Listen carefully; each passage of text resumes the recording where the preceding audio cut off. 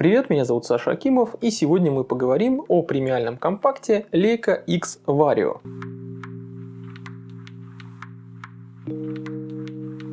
Пару лет назад я уже рассказывал вам про тоже премиальный компакт от Leica. Ну, у Leica вообще все премиальное, в общем-то.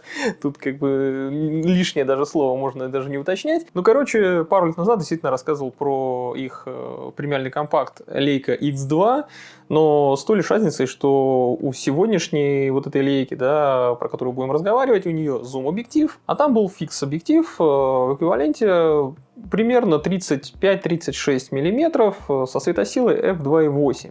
И там был офигенный цвет из камеры, там было охуенно удобное управление, это было в классическом таком корпусе Leica, как в стародавние времена, камерка маленькая, небольшая, очень даже приятная. Я очень большое количество положительных эмоций испытал, пользуясь этой камерой. Leica X2, в общем, чудесная, замечательная вещица, и при этом, как ни странно говорить такое про Leica, потому что она все-таки старая, ей больше 10 лет, недорогая. На вторичке ее, в общем-то, можно за какие-то вменяемые деньги купить и так же, как я, кайфовать. X2 вышла в 2012 году, и у нее внутри установлена очень удачная, одна из моих любимых вообще, наверное, матриц. Это 16-мегапиксельная матрица от Sony. В APS формате, конечно же, это не полный кадр. И вот в 2013 году появилось такое своеобразное продолжение или развитие, или ответвление, не знаю, как это назвать. Вот это вот Leica X Vario. Тут не так уж много отличий по эргономике, никаких, знаете ли, там радикальных изменений не произошло, так чуть-чуть, там пару-тройку кнопок перетасовали. В целом это, в общем-то, очень похоже по корпусу камера на X2. Единственное, самое главное отличие, как я уже сказал, это то, что здесь не фикс, а зум-объектив, и он в эквиваленте 28-70, при этом достаточно темный. И вот посмотреть на это чудо, конечно же, было мне очень любопытно, но сам я бы никогда в жизни не сподобился покупать такую вот камеру. Ну и попутно напомню, что большую часть камер, объективов и прочей вот всякой лабуды, которую я обозреваю, я все-таки приобретаю за свои деньги, или мне иногда дают ее на обзор подписчики, мои прекрасные любимые подписчики, которые тоже любят разную интересную фототехнику, иногда подгоняют мне. Вы, кстати, если у вас что-то интересное есть, тоже можете мне в соцсети написать, которые по ссылке в описании присутствуют. Также вы можете меня финансово поддержать, то есть можете подписаться на Boosty, ссылка тоже в описании. И также у меня сейчас проходит сбор на покупку Osmo Pocket 3, но на Donation Alerts можете тоже внести какую-то небольшую лепту. Если вам, в общем, нравится то, что я делаю. Если не нравится, идите нахуй. В общем, про Leica X Vario я что-то думал, но в итоге так ее и не купил, потому что то предложений нормальных как-то на вторичке не было, то были какие-то совсем неадекватные предложения. В общем, я на нее просто забил, и вот эта Leica, которую я сегодня буду обозревать, она попала ко мне в руки абсолютно случайно. Зашел я, значит, к ребятам из F-Sale, и, чтобы сбагрить им всякого скопившегося у меня фото-барахлишка, мне нужно срочно было просто что-то слить из техники, уже даже как бы не обязательно у себя выставлять ее на Авито, а просто побыстрее ее кому-то сбагрить, потому что мне не хватало деньжат на покупку Steam Deck в этот момент. Там чуть-чуть не хватало, но все равно. Я тогда продал им и легендарный Nikon Coolpix A, вот этот с деревянными вставками, про который у меня на канале обзор был. Сейчас, насколько я понимаю, его Стас Гаврилов, кстати, купил, мой приятель. В общем, теперь он им пользуется. В общем, из одних хороших рук в другие переходит. Вообще, получается, это уже 4-й его владелец, и все они клевые ребята. Я себя к ним тоже причисляю. Не знаю, насколько это разумно. Еще я тогда продал Canon 70D, и к нему объектив 18-135 мм. Вот это такой темненький кит второй версии, довольно неплохой, как оказалось. Я, кстати, сейчас спойлерю, у меня и на то, и на другое, конечно же, будет обзор на канале, материалы у меня для них собраны. В общем, в ближайшее время знаете тоже, что можно ожидать видео про эти вещицы. В общем, увидел я, что в F-Sale сейчас есть вот эта Leica X Vario как раз-таки, о которой я, в общем-то, когда-то там на заднем плане думал, и у меня как бы там она где-то на подкорке сохранялась, желание ее пощупать. И я попросил у них просто на недельку ее погонять, посмотреть, что она из себя представляет, и ребята согласились, за что им я, в общем-то, благодарен. К слову сказать, я тогда очень удачно по не очень высокой цене смог урвать себе Steam Deck. среднюю версию на 256 гигабайт. И это, наверное, одно из лучших моих приобретений за последние несколько лет. Без какой-либо иронии, без каких-либо шуток. Это реально очень крутая вещь, которая, просто, фантастически клевая. Я не знаю, как это описать, я очень ее наслаждаюсь. И если вам подобная техника интересна, тоже, разбавим, если хотите, можем, фотодрочь вот этот немножко геймерским дрочем. Я бы про нее мог тоже обзор сделать, рассказать о своем опыте использования, к примеру, но, естественно, без какого-то, опять же, технологического супердрочева, без установки Windows, без хакинга и прописывания в строке какой-нибудь хрени через Linux. Если что, Steam Deck на Linux на самом-то деле, SteamOS стоит, основанная на нем. В общем, без пердолинга, а просто как нормальный человек, пользователь, который берет и кайфует, в таком ключе я могу вам тоже рассказать. Напишите в комментариях, если вам это интересно, это, в общем-то, без проблем можно сделать. Что-то я уж совсем на какую-то лирику отвлекся. Давайте вернемся все же к обзору. И для начала я сейчас эту лейку X-Vario вам покажу, как я ее кручу в руках. Посмотрим, где там какие кнопки, как что устроено, и дальше уже перейдем непосредственно к картинкам.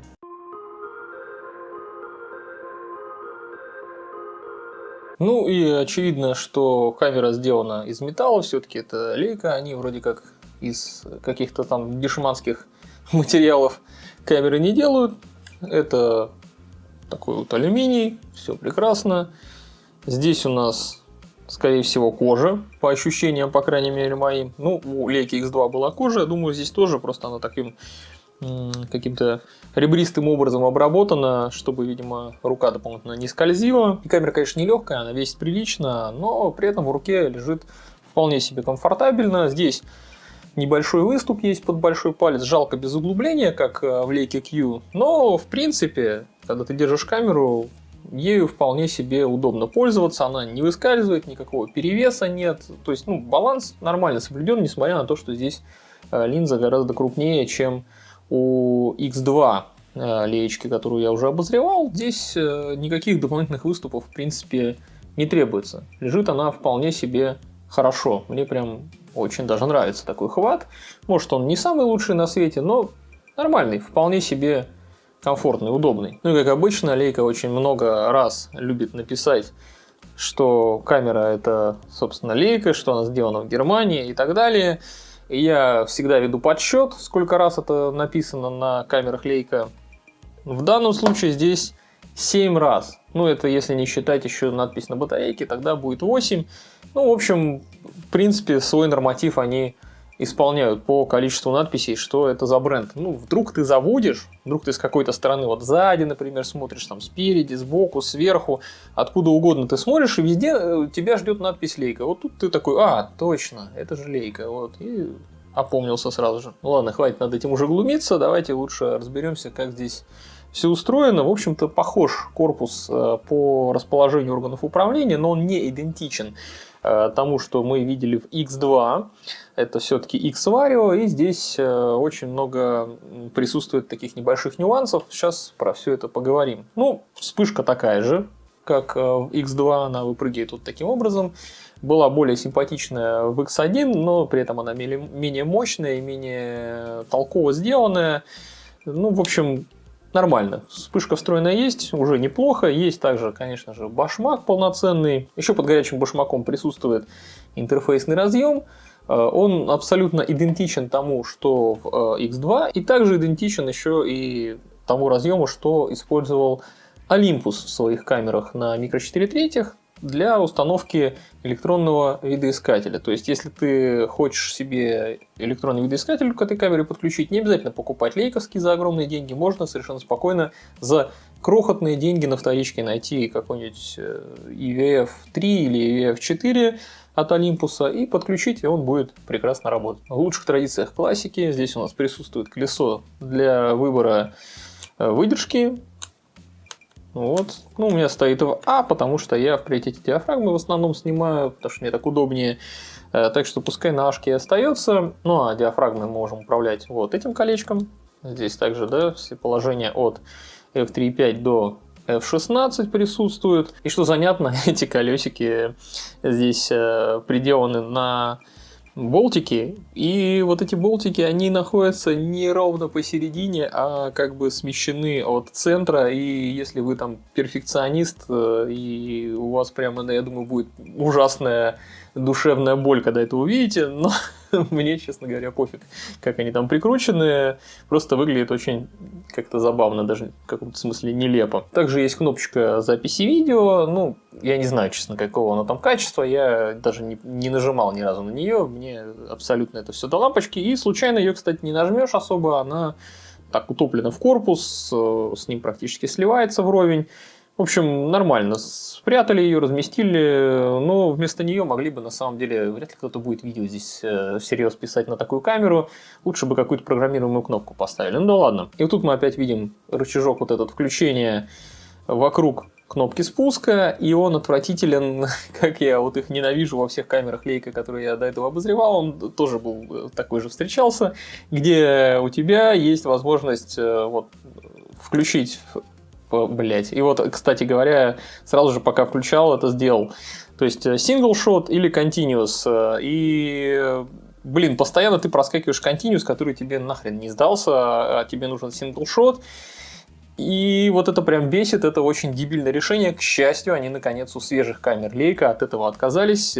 Слава тебе, Господи, у новых камер такой херни нет. Вот тогда они почему-то считали, что это отличное дизайнерское решение инженерное. Но, по-моему, абсолютно дебильное и тупое. Сзади нас ждет экранчик, он никак не крутится, не вертится, он жестко зафиксирован и он на 3 дюйма. В принципе, нормальный, по нему визировать вполне себе можно. Я каких-то мук не испытывал в связи с этим. То есть, в принципе, экран покатит даже сегодня. Слева от экрана присутствует ряд кнопок. Это play, ну то есть просмотр, delete, тут выбор фокусировки. Также на нем white balance, баланс белого, собственно, ISO, меню и set. Меню и set находятся вот здесь одновременно. То есть это и ОК, и вызов меню. То есть ОК у нас находится не в середине крестовины, это тоже не очень стандартно. В середине крестовины находится кнопка Info.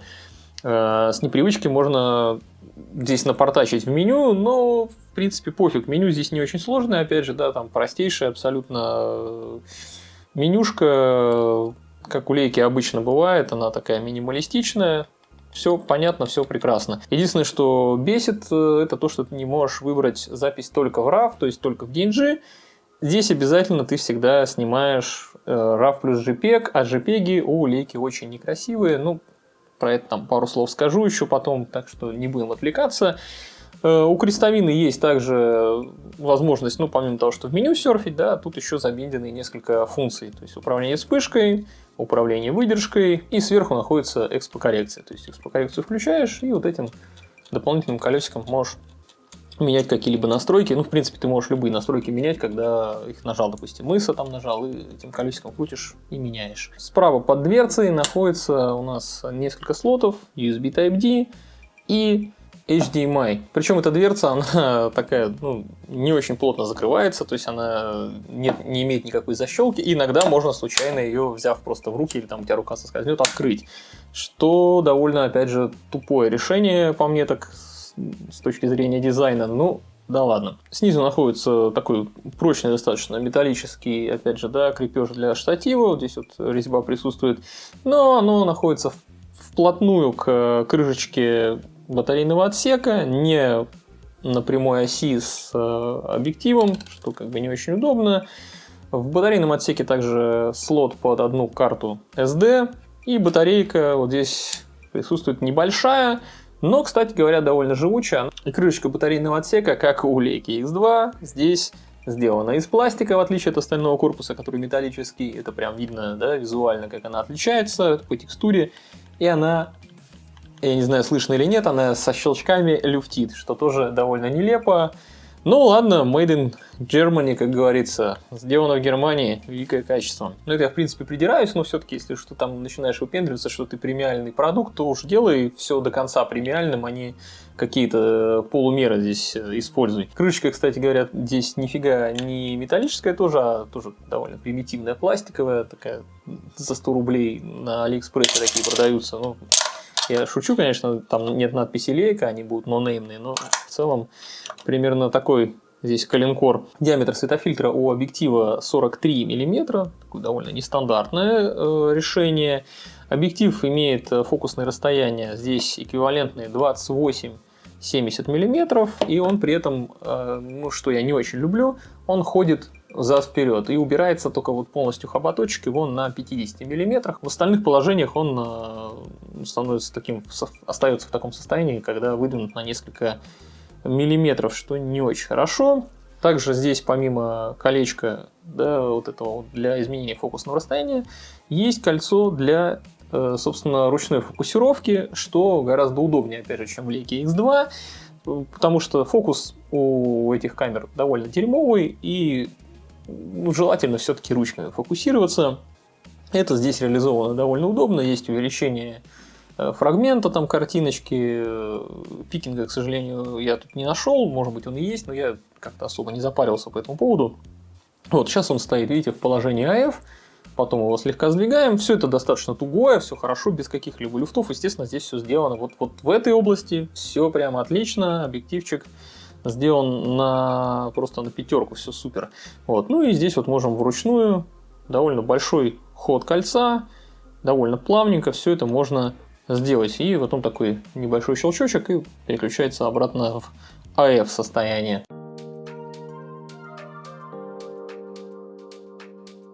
Ну и давайте-ка сразу без всяких жеманностей, без прелюдий я сразу скажу, что матрица, которая установлена в этой камере, она охуенная. То есть она реально очень крутая, мне она очень нравится.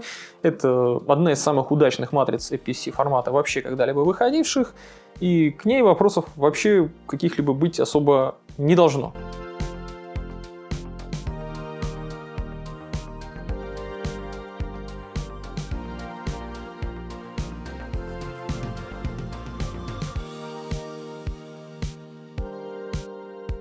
Точно я, конечно, это утверждать не могу, но вот по моим таким вот субъективным ощущениям, это ровно та же матрица, которая стоит в таких замечательных камерах, как Pentax K5, Nikon D7000 или какой-нибудь Sony Nex 6. И разрешение 16 мегапикселов хватает более чем, потому что, ну, если что, можно немножко кропнуть, но здесь кропать особо-то не придется, потому что здесь не фикс объектив, то есть не будет таких ситуаций, когда ты случайно лишка какого-то захватил, и там нужно что-то обрезать. Здесь все-таки зум, хоть он и темный, но тем не менее он от 28 до 70 очень даже удобный разлет фокусных расстояний. Ну, сколько там, 2,5 раза увеличение.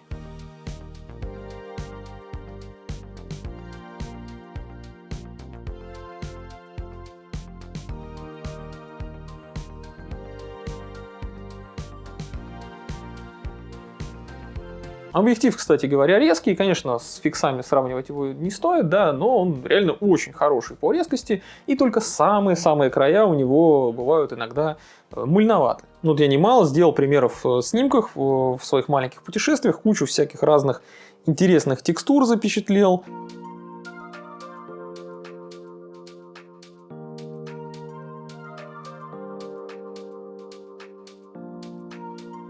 Правда, объектив не очень-то пригоден для макро, потому что у него все-таки минимальная дистанция фокусировки довольно большая. Но, тем не менее, если вот максимально, да, выкрутить зум и что-то с относительно близкого расстояния снять, то ты удивишься тому, что, ну, помимо того, что просто картинка действительно хорошая по резкости, у тебя еще и приятная бокешечка будет. Хотя, казалось бы, там, в общем-то, диафрагма f6.4. Редко я такое увижу. То есть с китами какими-то совсем примитивными, темными его тоже не сравнишь. Все же видно, что Leica здесь немножко над оптической схемой как-то поработала, и там красиво.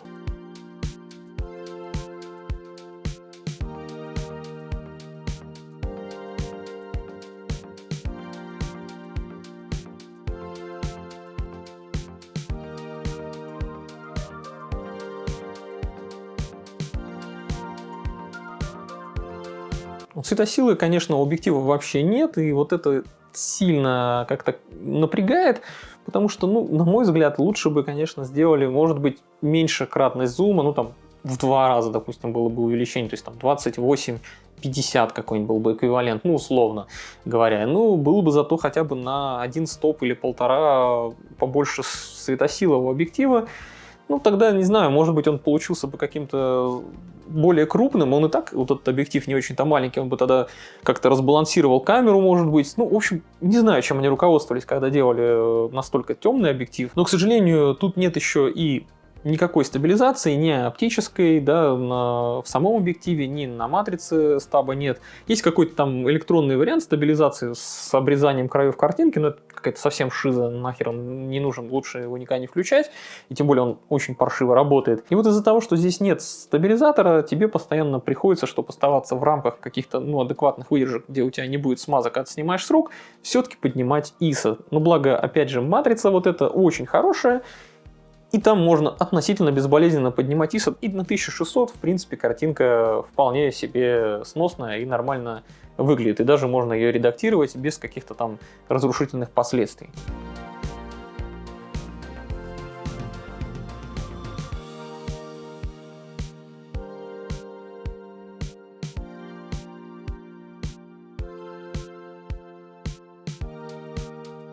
Но зато хоть и темненькое это стекло, тут такой вот небольшой плюс в том, что оно очень хорошим просветлением обладает, ну и вообще, видимо, как-то оптическая схема достаточно продуманная, оно практически не боится никакого контрового света, блики, в общем, мною никогда не ловились никакие страшные, то есть, ну, вот против солнца можно смело снимать и не париться, вот это большой плюс. Вернемся к разговору о сенсоре, я не могу перестать его нахвалять, мне он действительно нравится, и как и на других камерах, на которых он был установлен, про которые я говорил, идентично. Здесь хороший, просто прекрасный динамический диапазон.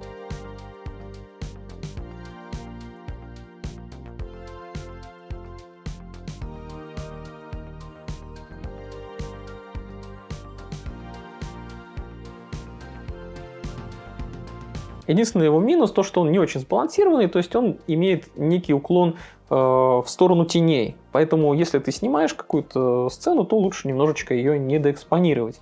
И я снимал огромное количество в самых разных сценариях, разные сцены, которые были с очень большими перепадами яркостей, там и, ну, в яркий солнечный день, например, когда очень такие глубокие тени, да, там, и при этом у тебя небо может быть выбито и так далее. Немножко поигравшись с экспокоррекцией, можно добиться такого результата, чтобы у тебя более-менее везде были детали, ничего нигде не пропадало, ну, может, где-то чуть-чуть там подвыбито будет, ну, не так, знаете, чтобы критично и не в тех местах, которые, в общем-то, важны для самого снимка.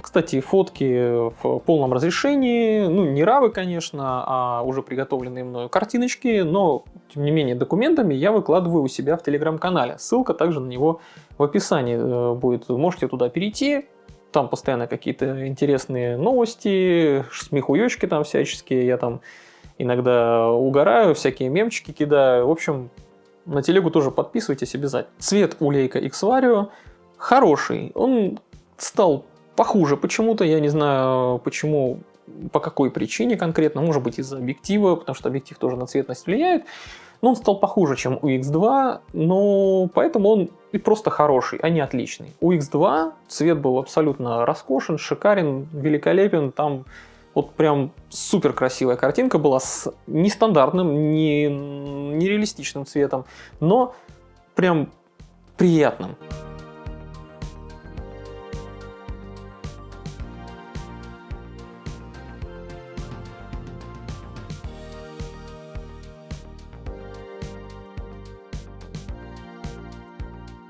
У Leica X-Vario цвет уже немножечко такой какой-то обработкой от Sony немножко отдает, но не сильно, не так, чтобы катастрофически. Ну, я, по крайней мере, в равах каких-то больших проблем там не испытал, не столкнулся с какими-то серьезными косяками. Ну, бывало иногда, что приходилось чуть-чуть на постобработке как-то подправить, и, в общем, по большому счету там с цветом тоже все нормально.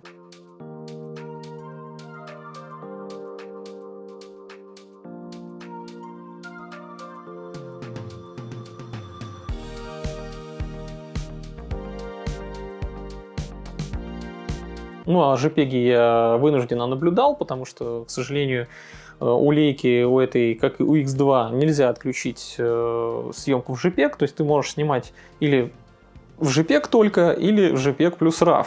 Просто в RAW невозможно, к сожалению. Я не знаю, почему они так сделали. Может быть, они типа хотят показать, как они старались, но JPEG вообще-то очень страшный у леек, и что у старых, что у современных. Мне прям очень не нравится, какой цвет выдают в JPEG лейки.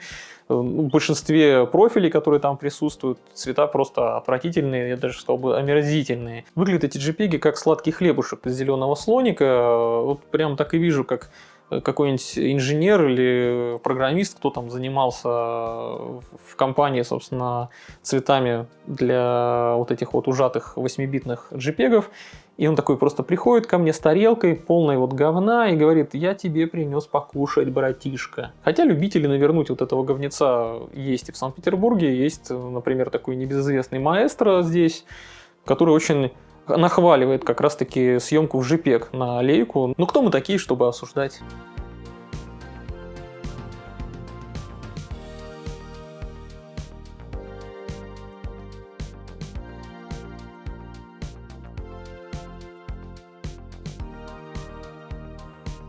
Автофокус по сравнению с Leica X2 здесь никак вообще не поменялся. Он такой же хреновый, такой же вялый, такой же нерасторопный. Что-то сколько-нибудь динамичное или какой-нибудь стрит от бедра можно, конечно, поснимать на эту камеру, но с очень большой натяжкой, потому что у тебя будет промахов, наверное, процентов 70-80. Фокус прям реально не поспевает, он очень заторможенный. Но если не снимаешь ничего какого-то там супер резкого или, не знаю, там какой-то экшон, а просто очень расслабленную какую-то съемку ведешь, то скорости этого автофокуса вполне себе достаточно.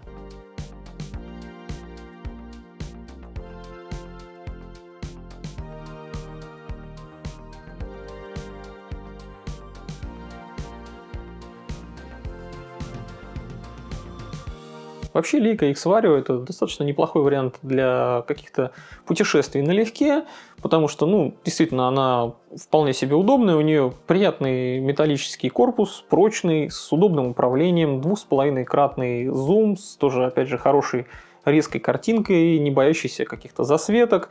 И ее реально там в карман не положишь, она, конечно, довольно громоздкая уже, но в какую-нибудь небольшую походную сумочку, в рюкзак, там, не знаю, в барсетку, да, ее можно совершенно спокойно положить. Да и плюс у нее все-таки присутствует красная точечка, несмотря на то, что это одна из самых дешевых сейчас леек, присутствующих таких на вторичке. Если найти хороший, да, вариант какой-то не за сумасшедшие деньги. Можно, в общем-то, этой красной точкой и перед пацанами на районе повыпендриваться. Главное, в правильном районе это делать, в том, где ты хоть немножко, да, как бы котируешься, а не так, чтобы у тебя ее где-нибудь отжали.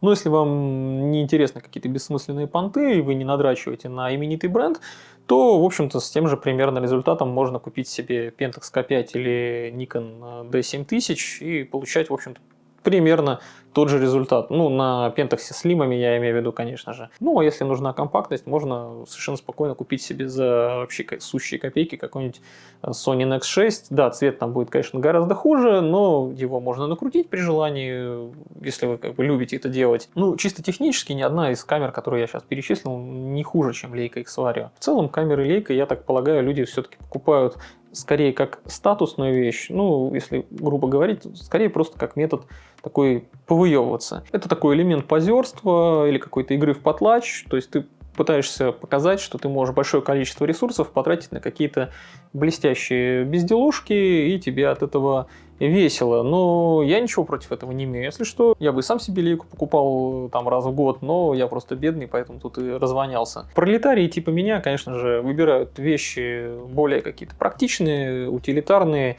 и за недорого. Кому важен именно какой-то функционал, они всегда в здравом уме, кто находится, выберут совершенно любой другой бренд и будут на нем работать как на рабочей лошадке, условно говоря. Лейка — это скорее все-таки выпендрешь, это все-таки скорее модный аксессуар, но при желании могущие все-таки порождать прекрасные, иногда очень хорошие снимки. если тебе это вдруг потребуется. Но я надеюсь, что вам было интересно узнать мое мнение про вот эту камеру Leica X-Vario. Подписывайтесь, ставьте лайки, пишите в комментариях, что вы по этому поводу думаете. И также не забывайте про Telegram, про ссылочки все в описании, какие там есть. Заглядывайте туда обязательно. Хороших вам снимков и до новых встреч!